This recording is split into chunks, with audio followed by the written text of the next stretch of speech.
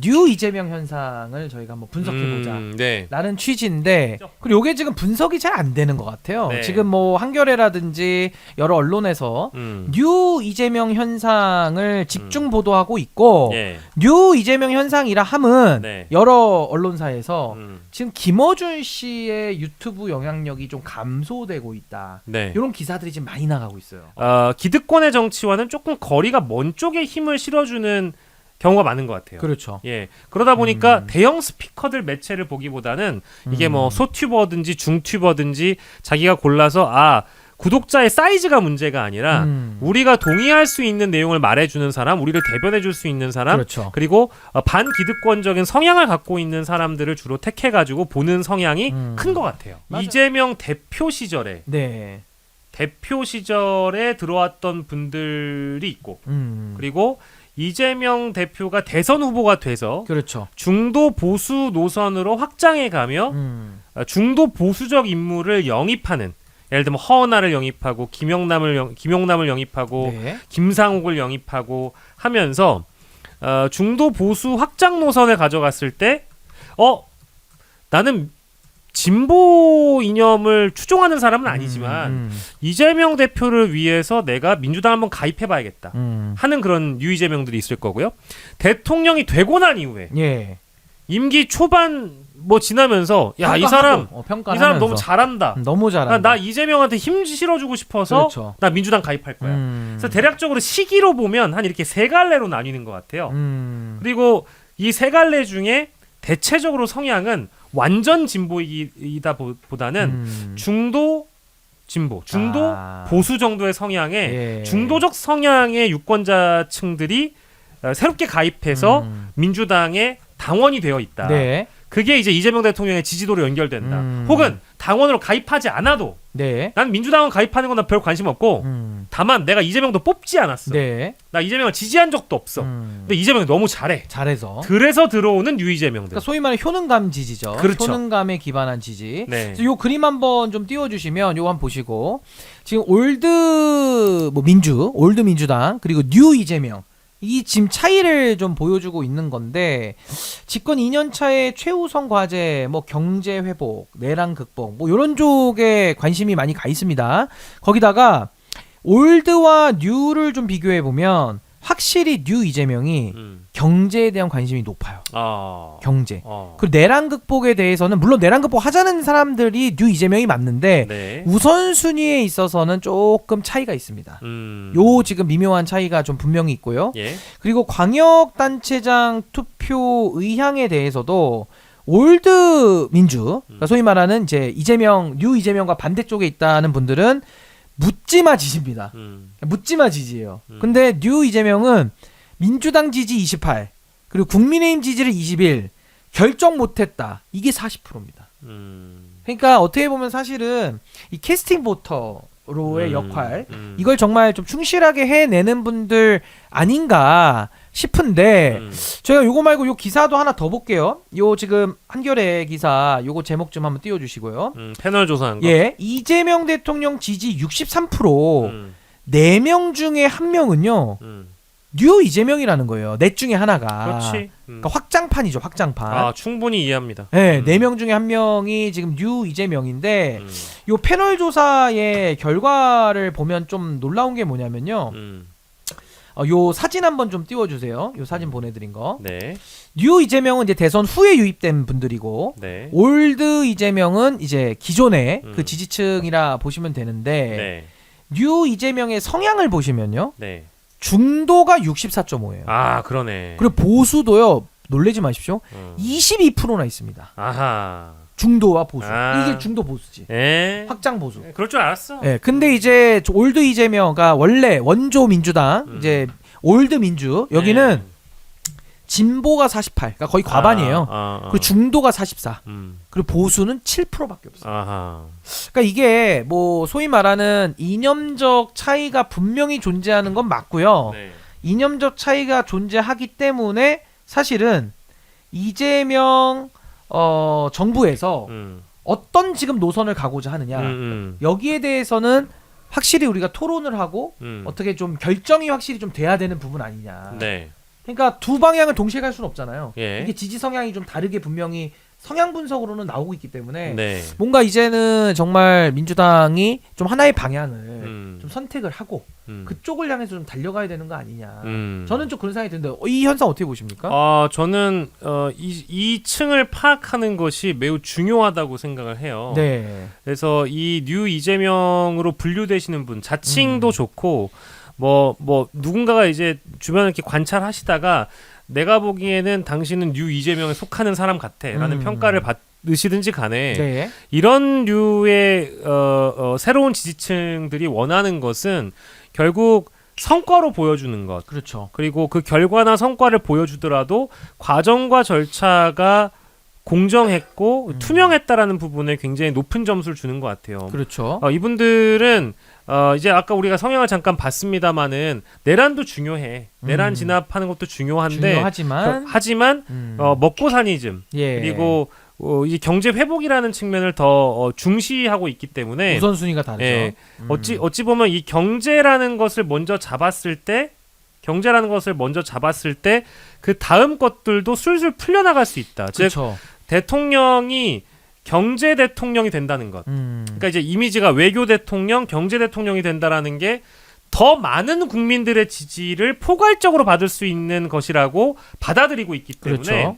내란이 후순위라는 얘기를 절대 하는 것은 아니고 절대 그건 아니고 순서로 봤을 때 경제와 외교를 풀면 내란도 풀릴 수 있다라고 믿는 분들인 거죠. 예. 그래서 내란만 강조하지 말고 경제 외교를 같이 풀면 내란이 함께 풀릴 수 있다라고 믿는 층이 전 존재한다고 봐요. 그게 이제 접근법의 차이죠. 그렇죠. 같은 사안을 접근하더라도 그렇죠. 예. 방법의 차이인데. 그러니까 내란을 진압하고 종식해가는 단계는 당연히 예. 이제 우리가 그 자전거 바퀴를 굴리듯이 계속 굴리는 거지만 방향은 경제와 외교를 그렇죠. 향해 가야 된다라는 거를 아는 층이어서 이제 뭐랄까 대통령의 경제 정책 예. 그리고 외교 정책을 정말 폭넓게 지지하시는 분들인 것 같아요. 응원해주고. 그렇죠. 그러다 보니까 이 대통령을 지지하는 긍정적 이유에 항상 1위가 1위, 2위, 3위가 경제 아니면 외교잖아요. 맞아요. 그런 효과가 동일하게 발생하는 거 아니냐. 그리고 저는 요렇게도 좀 풀고 싶은 게 대한민국 헌법 1조에 대한민국은 민주공화국이다. 1조 1항에 나와 있거든요. 네. 그러니까 민주공화국이라는 건 대한민국의 정체를 말하는 건데 민주주의와 공화주의를 동시에 하고 있습니다. 민주주의와 공화주의는 엑셀과 브레이크의 관계예요. 네네. 그러니까 소위 말하면 민주주의가 엑셀이면 공화주의는 브레이크거든요. 그러니까 결국에는 민주주의라고 하는 거는 그 안에서 정답을 찾아가지 않습니다. 그냥 절차적 합법성, 절차적 적법성을 통해서 절대 다수들이 원하는 대로 가자. 그 내용을 들여다보지 않아요. 내용이 올바르냐, 선에 부합하느냐 이거 따지지 않는데 근데 공화주의로 가면 어떻게 되느냐? 다수결만 갖고 옳지 않아요. 다수결도 하지만 소수가 보호돼야 되고 그리고 다수결의 결정이 공공의 이익과 공공선에 부합하느냐 이 내용까지 따져 들어가는 게 공화주의거든요. 그러니까 사실은 민주주의 하나만 가지고는 국가 운영을 못합니다. 그럼 중우정치의 함정이라든지 포퓰리즘이 또 나올 수 있어서 과거에 그리스가 민주주의만 얘기하다가 망한 거 아닙니까? 굉장히 짧게 망했어요. 그리스가. 그러고 나서 로마 시대에 들어오면서 공화주의가 태동이 되면서 견제와 균형, 네. 뭐 대의제, 직접 민주주의를 섞어서 이 견제와 균형 원리를 가지고 공화주의를 디자인해 놓은 거기 때문에 저는 이제는 대한민국도 어떤 민주주의라고 하는 하나의 틀만 강조할 게 아니라 민주주의가 엑셀이면 브레이크라고 하는 공화주의도 같이 가야 된다라는 주장을 네. 저는 이제 시대가 하고 있다. 네. 시대가 묻고 있고 아마 이런 제가 주장하는 것들에 동의하는 분들이라면 아마 뉴 이재명 중도 보수 성향일 가능성이 전 매우 높다. 전 그렇게 일단 좀 규정을 하거든요. 네. 뭐 그런 것도 그렇고 저는 이제 이건 좀 너무 제가 뭐 헌법 조항을 가져와서 좀 철학적으로 풀었다면은 네. 뉴 이재명과 올드 민주의 전 차이가 좀 느껴졌어요. 차이가 어떤 차이? 두 집단의 차이가 있는 게 네. 우선은 올드 민주는요 이념적이고 진영 논리가 강하게 작동하고 선악적 이분법이 가동되는 영역이라고 저는 봅니다. 그러니까 예를 들면 검찰 개혁할 때도 뭐 보안 수사권 완전 폐지. 아 자꾸 따지지 마. 안 돼. 뭐 꽂혔어. 뭐 이런 식의 접근법. 그래서 굉장히 이념적이고 좀 진영 논리나 선악적 이분법에 휩싸여 있기 때문에 네. 약간은 저는 좀 부정적으로 봐요. 저 그냥 올드민주 성향을. 쉽게 얘기하면 개꼰대란 얘기잖아요. 뭐 그것도 그렇지만 아까 뭐 이념적인 거라는 거는 좀 뜬구름 잡는 얘기 많이 하고요. 그러니까 현실과 좀 밀접하지 않게 좀 탁상공론 이념이니까 좀 뜬구름 잡는 게 많고 이 진영 논리라는 것도 상당히 이건 좀 점검해 봐야 되는 게 진영 논리의 가치잖아요. 네. 그럼 우리 진영에 대해서 문제는 보지 않아요. 그러면서 오히려 그 안에는 친목, 카르텔, 친분 이런 게 작동합니다. 그럼 이거는 사실은 윤석열 사단이라고 하는 것과 본질적으로 차이는 없어요. 거기도 자기들 친분끼리 그렇게 해먹은 거니까. 그래서 그런 차이가 좀 분명히 있고 선악적 이분론에 빠지잖아요. 그럼 정치가 어떻게 변질되냐? 오히려 구호 정치로 갑니다. 뭐 동의해요. 그러니까 아까 저희가 얘기한 것처럼 말만 앞서고 행동이 안 따라와요. 그러니까 저 사람들은 악마야, 저기는 악당이야, 우리는 선해. 이런 전제를 깔고 접근하기 때문에 구호 정치로 좀 시간이 소모되는 경우가 많아서 네. 이념과 진영과 도덕적 이분법에 빠지면 네. 정치적 효능감이 굉장히 떨어져요. 그래서 국민들의 선택을 받기가 매우 좀 어렵고 확장이 어렵다. 예. 근데 반면에 뉴 이재명은 어떠냐? 실용적이에요. 현실주의자들이야. 그러니까 실용적이기 때문에 굉장히 어떤 그 소위 뭐랄까 정치인들한테 요구하는 수준이 되게 높아요. 실용적인 걸 요구합니다. 그래서 어떻게 보면 정치인들에게 좀 감동적인 서사를 요구하는 것 같아. 그러니까 이재명 성남시장 때 어떤 실적을 했어. 효능감 있네? 감동이 밀려오잖아. 그러면서 또 경기지사 도전을 해서 또 어떤 실적을 냈어. 이런 서사가 감동으로 연결이 돼요. 그래서 저는 굉장히 실용적인 거에 매료돼 있는 층이라고 저는 뉴 이재명을 보고 예. 또 하나는 국익 중심 사고를 많이 합니다. 국익 중심 사고를. 그래서 국익을 중시하다 보니까 아까 올드민주는 진영 논리 이게 강하게 작동하는데 뉴 이재명들은 국익 중심의 논리가 많이 작동을 하고 네. 그런 차원에서는 공적 책임감 얘기를 많이 합니다. 그러니까 공적 책임감 얘기가 아까 제가 이야기한 그 공화주의의 핵심이거든요. 그래서 이런 공적 책임감이 상당히 강조되는 사람들이 뉴 이재명이라고 저는 보는 것이고 마지막으로는 이제 통합적 사고. 예. 그러니까 정치는 통합이다라는 거에 상당히 꽂혀 있기 때문에 예. 이재명 대통령도 국가를 경영하는 경영자로서의 마인드가 굉장히 투철하신 분이거든요. 그러니까 이거를 아까 그 올드민주처럼 도덕적 이분법에 따라서 구호 정치를 하는 게 아니라 예. 국가 경영자로서 등장을 해서 통합이라는 카드를 가지고 아니 국민들을 위해서 도움이 된다면은 갖다 쓰면 된다. 이런 식의 사고방식이거든요. 그래서 저는 이 뉴 이재명이 가지고 있는 이런 국가를 경영하는 경영적 마인드 이런 것들이 저는 뉴 이재명들은 좀 갖고 있기 때문에 네. 그래서 뭐 예를 들면 검찰을 고쳐서 피해자 구제를 위해서 쓸 수 있으면 그것도 쓸 수 있는 거예요. 네. 뭐 실용적이기도 하지만은. 그래서 저는 이런 경영자적인 마인드까지 갖춘 이런 뉴 이재명은 중도 보수 확장도 가능할 뿐만 아니라 많은 지지자들에게 좀 안정감을 준다. 요게. 그러니까 보수랑 맞는 거지 이게. 보수랑. 그래서 저는 어쨌든 올드민주와 반대되는 뉴 이재명은 실용과 국익과 통합 중심적인 이런 정치를 좀 원하는 거 아니냐. 전 이렇게 일단 분석을 좀 하고 있는데 형님이 보시는 뉴 이재명은 어떤 사람들입니까? 신인규 변호사의 이제 분석에 예. 대체적으로 동의를 하고 예. 이게 아마 나는 뉴 이재명인데 신인규 변호사에 맞는 부분도 있고 뭐 아닌 부분도 있다라고 생각하실 수도 있을 것 같아요. 근데 저는 그냥 제가 떠오르는 것만 이제 네. 하나씩 얘기를 해보면 뉴 이재명. 이념주의적이지 않다, 진영주의적이지 않다라는 건 동의해요. 그래서 저는 이분 우리가 이제 아까 통계로 본 거니까 그렇죠. 이거는 그냥 제가 떠오른 대로만 이제 얘기를 해보면 뭐 한겨레 기사나 이런 걸로 보여드린 건 이제 통계니까 예. 제가 생각하기는 유이재명 분들은 중도 보수 이런 거 모르는 것 같아요. 아 그런 아예 개념 자체를 그런 거를 알고 싶지도 않고 알고 싶지도 않고 내가 진보인지 보수인지 그런 거 궁금하지도 않아요. 이분들은 그냥 그야말로 실용주의 실용 그리고 중도 실용주의. 네. 그러니까 실용이라는 거를 좀 더 쉽게 얘기하면은 내가 우리의 삶 근처에 와 있는 정치, 나의 삶이 나아지는 것, 그렇죠. 내 삶이 그리고 눈에 드러난 성과, 그게 이제 실용이라고 보는 것 같아요. 그렇죠. 예. 그래서 저는 아마 이제 고개를 끄덕이시는 분들도 있을지도 모르지만 나는 중도 진보 이런 거 모르겠고 내 삶이 나아지는 정치를 해주는 유능한 정치인 이재명을 지지할 뿐이야. 나는 뭐 후단협 이런 거 모르겠고 예. 나는 손가역 이런 거 모르겠고 과거 정치의 유물 같은 표현들 나는 사실 중요하지도 않아. 근데 그런 걸 가지고 싸우는 것 자체가 나는 구태라고 보고 그게 싫다. 세상을 보수 진보로 나누는 것도 나는 싫어. 나는 그냥 이재명 대통령의 실용주의 정치와 성과와 결과로서 보여주는 유능한 정치인 이재명을 지지할 뿐이야. 라고 얘기하시는 분들이 꽤 많아 맞아요. 보이는 것 같아요. 맞아요. 그래서 그거를 이제 굳이 우리가 어떤 통계나 이념 성향별로 이렇게 가둬서 보면 중도 내지는 보수 성향이 주로 있는 것이지 진보 쪽에서 찾아보기에 내가 뼛속 깊이 진보야. 근데 내가 뉴 이재명이 하는 비율은 좀 적을 것 같고요. 좀 적고. 예. 굳이 따지고 보면 중도 보수화 되어 있다라고 보고요. 그리고 저는 태도로서 봤을 때 태도. 이분들은 정치를 그런 눈으로 안 보죠.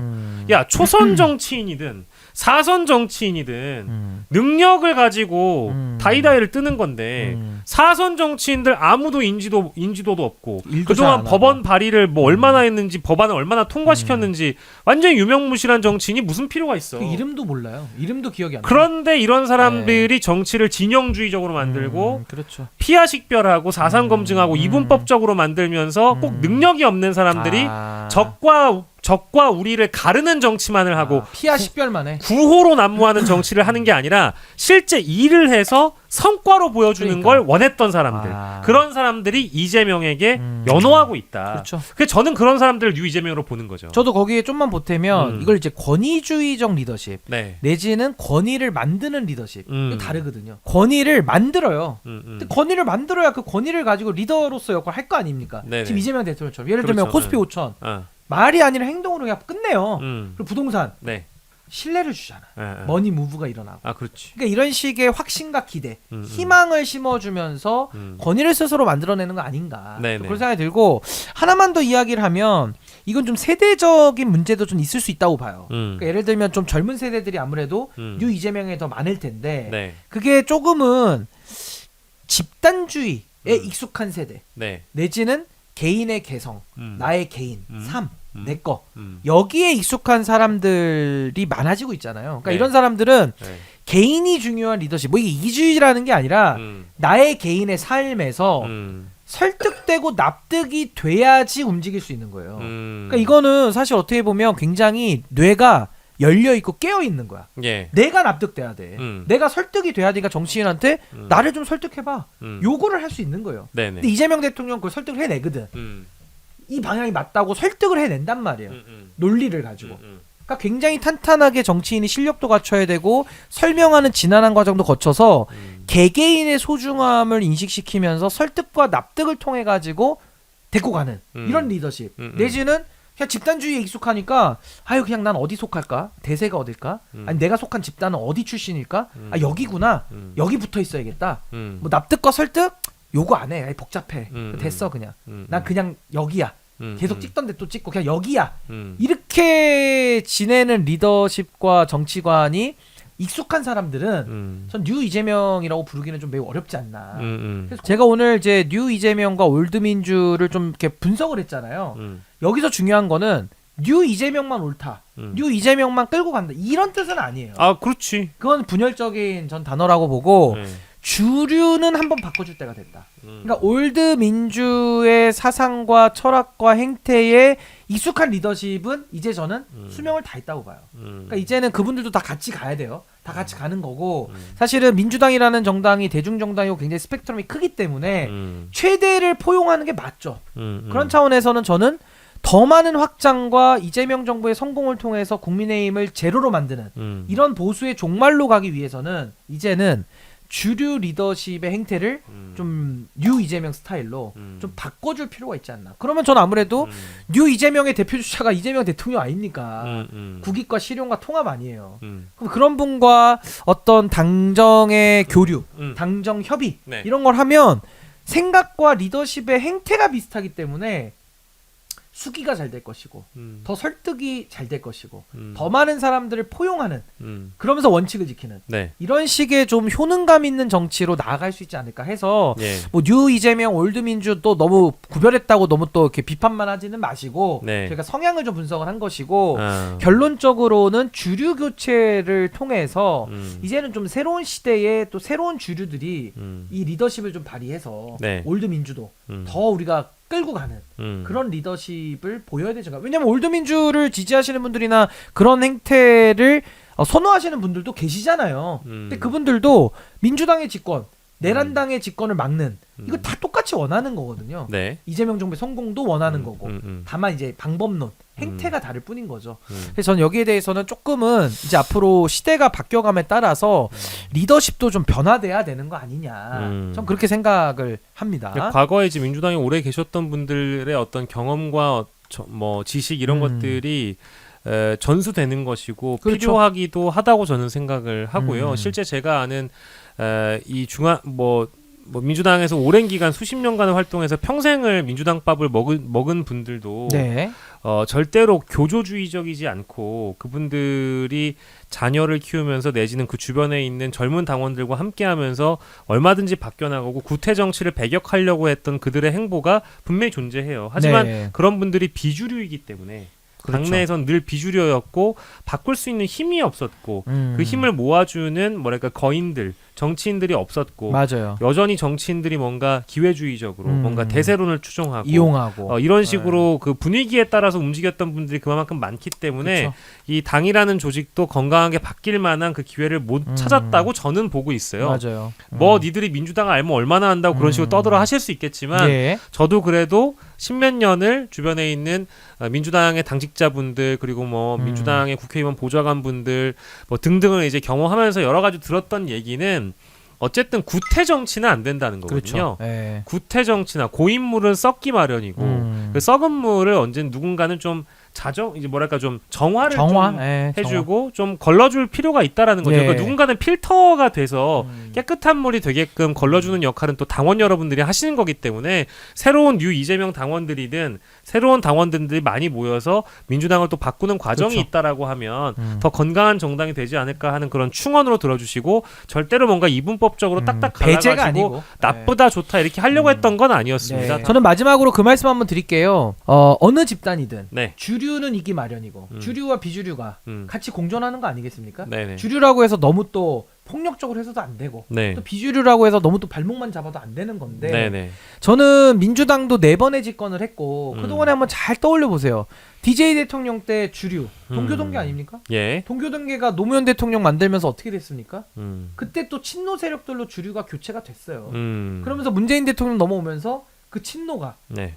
사실은 친문으로 가고 그 친문은 사실은 이제 한 뿌리니까 네. 같은 분들로 봐야 되는 것인데 친문이 2번의 정권을 했어요. 그러고 나서 이재명 대통령은 사실 친문 인사는 아닙니다.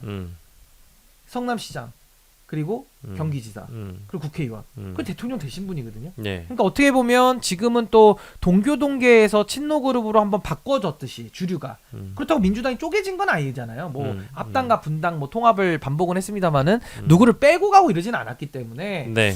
주류가 어떻게 보면 이재명 정부 시대에 한번 또 바뀌고 있는 그 시대 정신을 반영하는 아마 그런 흐름으로도 우리가 이해하면 네. 좀 자연스럽지 않을까. 네. 이재명 대통령이요. 이제 인사하시면서 저는 집권 초에 사실 좀 놀랍기도 했어요. 지금도 여전히 놀라고 있는데 네. 당내 사정을 좀 들어보면 더 놀라기도 해요. 왜냐하면 여러분들 이재명 대통령이 체포동의안이 가결되고 그 단식 국면에서 얼마나 많은 고생을 했는지 그렇죠. 다들 아실 겁니다.